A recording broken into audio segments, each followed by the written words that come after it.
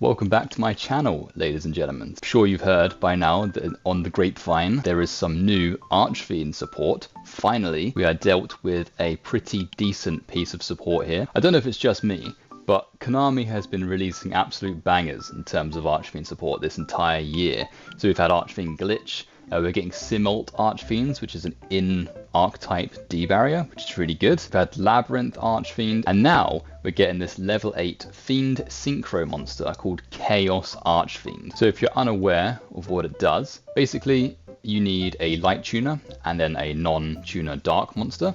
So it's basically part of this new wave of chaos support, but it just so happens to be that one of those monsters has Archfiend in the name. Happy days. If a card has been banished, then during that particular turn, Chaos Archfiend gains 2000 attack. So that isn't additive or anything like that, right? It just gains the 2000 attack and then that's it. So it can't go up to like 6000, 8000 attack or anything like that. It has 2500 to start with. It can go up to 4500. Then that's as high as it can go through its own effect only. The great thing about Chaos Archfiend is that it can attack everything on your opponent's side of the field once each. And when it destroys them as a result of battle, it banishes them. So it's basically Berserk Dragon on steroids, right? It attacks everything, banishes everything. And of course, if a card hasn't been banished that turn, as soon as it destroys one monster, it will bump its attack straight up to 4500, and it can pretty much beat over anything in the game. So Red Eyes Dark Dragoon, for example, I know it's not really played much in the meta, but it's still one of those cards, right, that people hate. Can just pretty much beat right over that. Job done. In addition to that, if it leaves the field via your opponent's card, so that's either by battle or by card effect, then you can special summon one Chaos Synchro monster from your extra deck. So the really important thing here, there's two things with Chaos Archfiend, right? One, it has to leave the field, so it doesn't matter if it hits the graveyard or anything like that, it just leaves the field, so even if it gets banished, the effect will still activate. And then also, this effect isn't only when it's synchro summoned, so you can revive Chaos Archfiend, and when it leaves the field again, like the following turn, for example, then it gets its effect again. So long as you can revive Chaos Archfiend, its effect can always go off turn after turn, and that can be really helpful in the grind game. One thing to note though, is that this only special summons from the extra deck, it doesn't synchro summon or anything like that. Which means if you summon Chaos Ruler, for example, it's probably going to get banned at some point anyway, but if you special summon it, it's not going to get its effect. That also means if you try to revive these cards from the graveyard, that's not going to happen because it hasn't been summoned successfully or anything like that. So yeah, a couple of things to keep in mind. But the important thing, the really good news about Chaos Archfiend is that it is level 8 and it is a Dark Fiend, which means it works off of the Dark Spirits, and Archfiend Empress can revive Chaos Archfiend from the graveyard.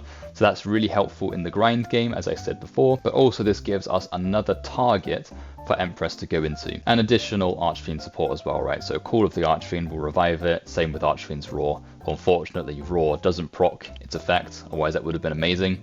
But we have to work with what we've got. So there are other pieces of Chaos support that are getting released, so I'll just go over those briefly, and then we'll get into ways in which we can try and incorporate this sort of stuff into an Archfiend deck moving forward. It's all up in the air right now, right? So in terms of the new support, so we have Chaos Witch.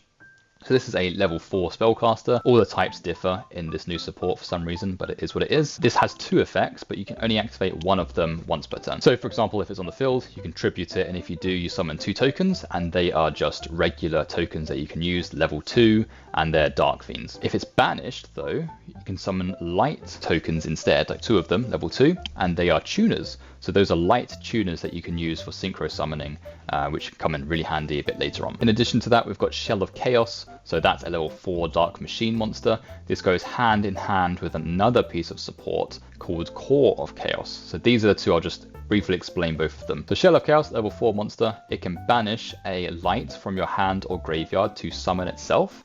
And when that happens, you can target a Core of Chaos that's banished and special summon that onto your side of the field. So this is relevant because it's level 4 and Core of Chaos is level 2. And Core of Chaos is a light tuner. So basically what you want to do is banish the Core of Chaos, summon the Shell of Chaos, summon it back, and then synchro summon, and then you can go ahead and synchro climb from there. So Core of Chaos is, as I said, level 2 tuner, has exactly the same effect, except it special summons Shell of Chaos, and you have to banish a dark monster in order to summon it. Pretty much, I'll just go over, I'll show you the other synchro that's out.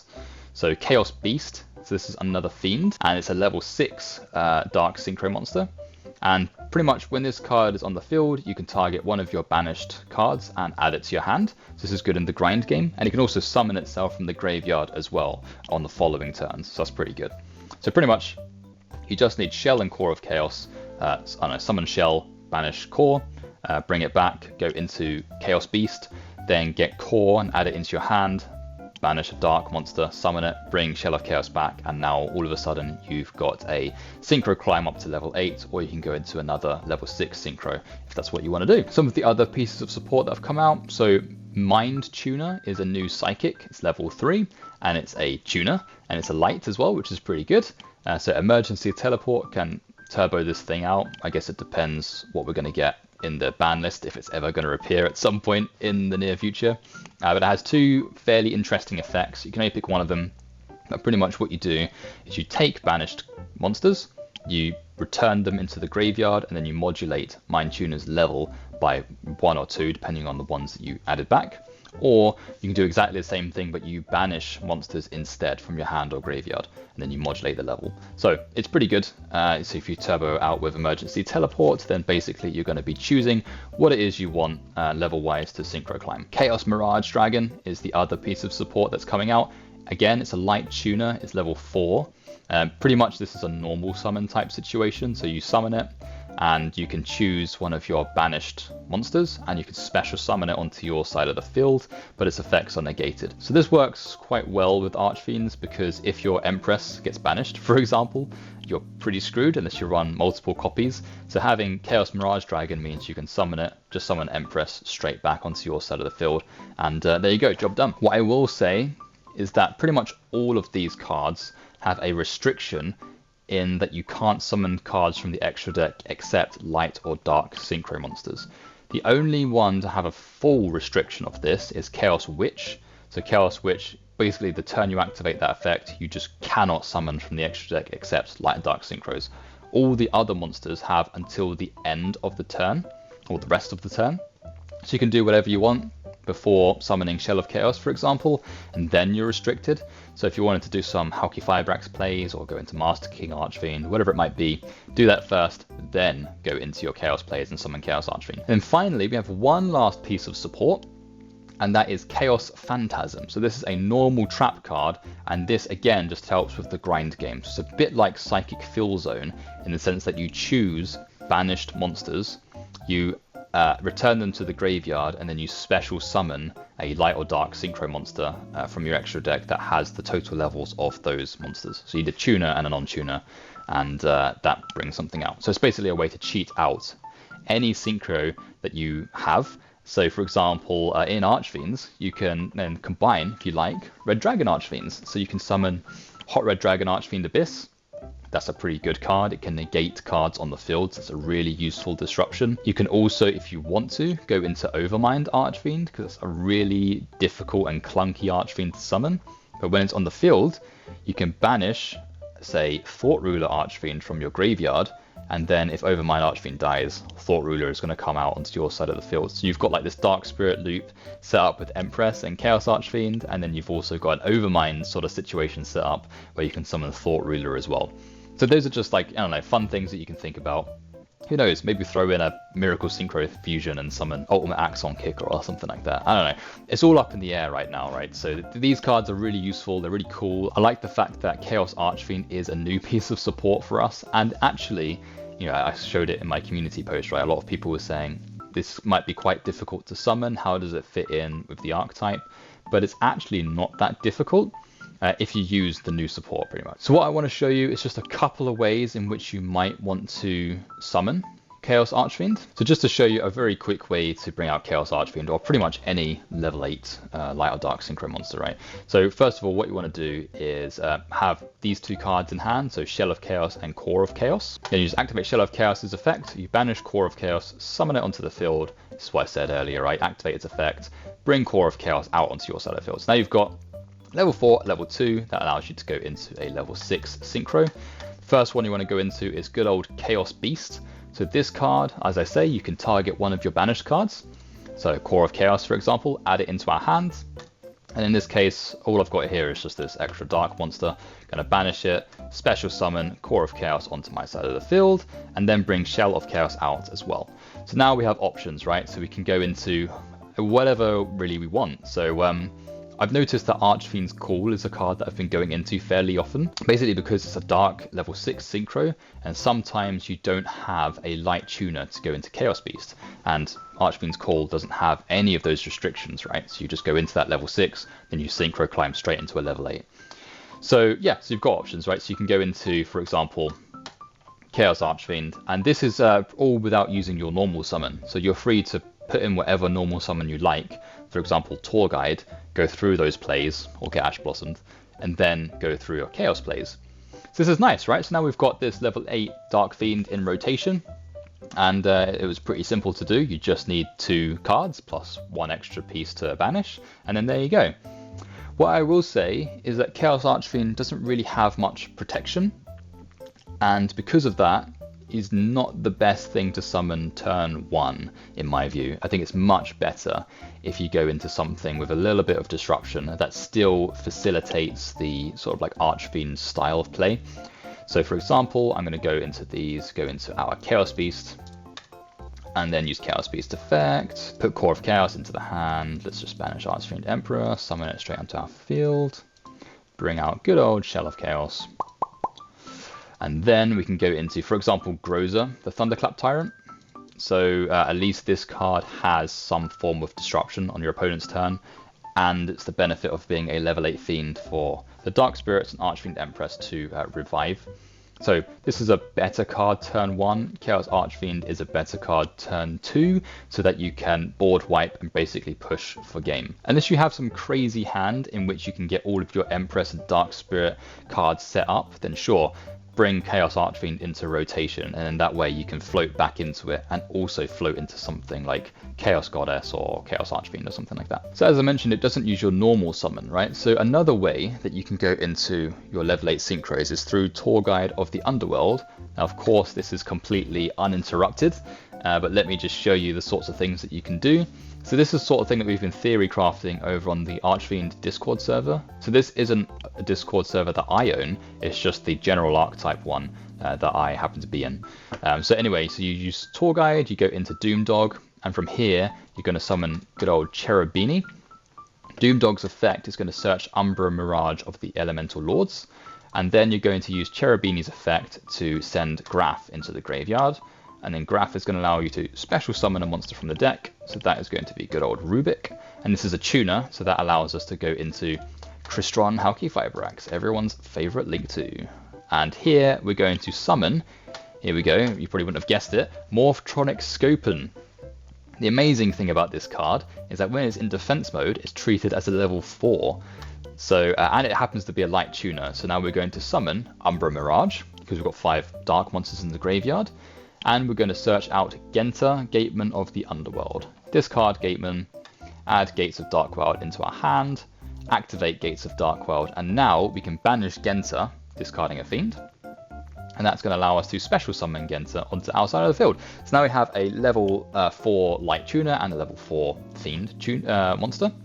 And we can summon whatever we like. So at this point, like I say, if it's turn 1, you should probably go into Groza. But just to have some fun, I'm just going to go into Chaos Archfiend, just so that I'm demonstrating how easy it is to bring it out, either using the Chaos cards or those. And because I've got these 2 cards in our hand, we've used our normal summon, but now we can go through our Chaos plays and synchro climb into another level 8. In addition to that, we also, before we want to do that, we can go into like News Reporter, for example, which we are going to do. So if we just get rid of those 2, summon him, and that way, if we want, later on, we can revive a fiend onto our side of the field. So all I'm going to do is use Shell of Chaos to special summon Core of Chaos, and that allows us to synchro climb. So we can go into Archfiend's Call if we like, or we can go into Chaos Beast. And Chaos Beast is going to revive a Core of Chaos. Core of Chaos is going to banish a dark monster.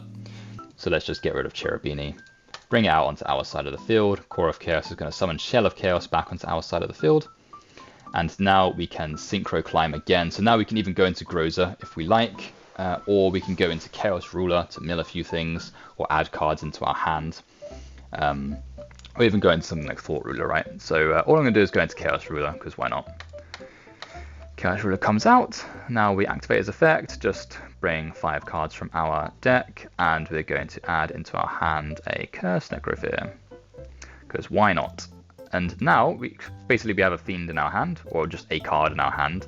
We can use a News Reporter from the Underworld to revive pretty much anything that we like. So because we've got rid of Chaos Archfiend, I may as well summon it back. There you go. So yeah, I mean, these are just some things that you can do. So another combo that you could do, again, it's using the Chaos cards and Tour Guide. If we start with Tour Guide, activate its effect, all we're going to do here is summon Sangan. And then from here, we're going to go into Cherubini. Sangan's effect is going to activate. We are going to add to our hand Crusadia Arborea. Again, you don't actually have to use Arborea. You can also just use Graph into Rubik. But anyway, Cherubini is going to send Fiendish Rhino Warrior. And then Rhino Warrior is going to send Archfiend Heiress. And then Heiress is going to search for Call of the Archfiend. So that will become relevant in a moment. So let's go into Crusadia, and then from here we're going to go into Crystron Halki Fibrax. Halki Fibrax is going to special summon Phantom King Hydride. So this monster's pretty cool because it's a level 3 Fiend and a tuner, and he can also count himself as a non-tuner as well. So this is going to come in handy in a moment. So for now we just use the standard Shell of Chaos, Core of Chaos cards. So let's go into this, and then we synchro summon into Chaos Beast.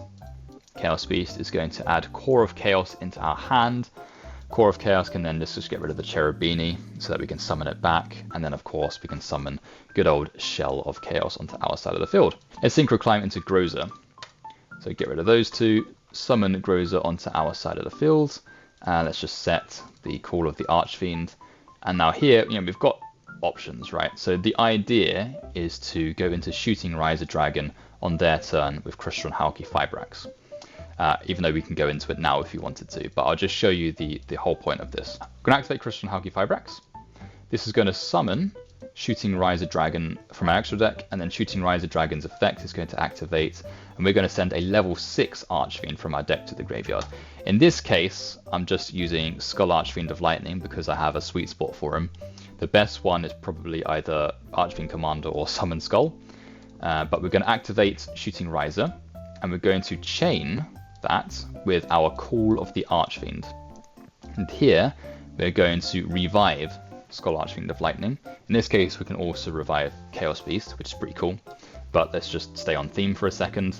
Let's just get rid of Archfiend Empress, summon this, and then we can go ahead and basically synchro into whatever we like. So we can go into Chaos Archfiend. In this particular case, we can also go into Chaos Goddess, which is quite cool. But I'm going to go into Herald of the Arclight using the hard drive that we had. So this is a nice little setup that we've got here because we have Groza for the monster negate. We have Herald of the Arclight for basically a Macrocosmos plus an extra sort of Omni negate. And then we also had Call of the Archfiend to revive, in this case Skull Archfiend of Lightning, for some targeted protection as well. The nice thing as well is that because we sent Fiends to the graveyard, Groza's effect activates and allows us to pick an extra protection for him, so that's pretty cool. So pretty much as you can see from this sort of setup that we've got going on, a synchro focused build could be the way to go moving forward. You certainly make Archfiend's Call fairly easily using the Chaos cards. You can go into Groza, which is great for disruption, and you can go into Chaos Archfiend for a nice clean board wipe. Now what I've got on the screen is very much not a deck. It's just a work in progress. I'm just trying out different ways to go into the synchro Archfiends and also to help the grind game with the Dark Spirits and Archfiend Empress. So these are just in ways in which you might want to explore the deck moving forward. So take a look at this. Keep in mind the combos and ideas that I'm sharing with you. Have a think about ways in which you might want to incorporate synchros into your Archfiend decks. I know there's bound to be tons of ideas. I know there's the Fabled monsters, for example, all light tuners, fiends and beasts. There's even the Earthbound Immortal type moon dragon things. So there's like the Dusk Walkers, Line Walker type monsters. One might have a look at those. But what do you think, right? What do you think to the new Archfiend support that will be coming out in the near future? Chaos Archfiend being this crazy monster that can gain very high attack, can board wipe and banish monsters and float. Let me know in the comment section below. I would love to engage in this discussion with you and basically theory craft and have a think about ways in which an Archfiend deck might look like in 2022 and 2023 and beyond, right? So there you have it, ladies and gentlemen. If you like this video, my name's Adam. If you didn't, my name's Steve. And if you'd like to see more Archfiend related duels, reviews, combos, and discussions, so feel free to have a browse, give this video a like, and hit subscribe and the notification bell so that you get notified when new content like this is uploaded in the near future. And until next time, ladies and gentlemen, I'll see you around.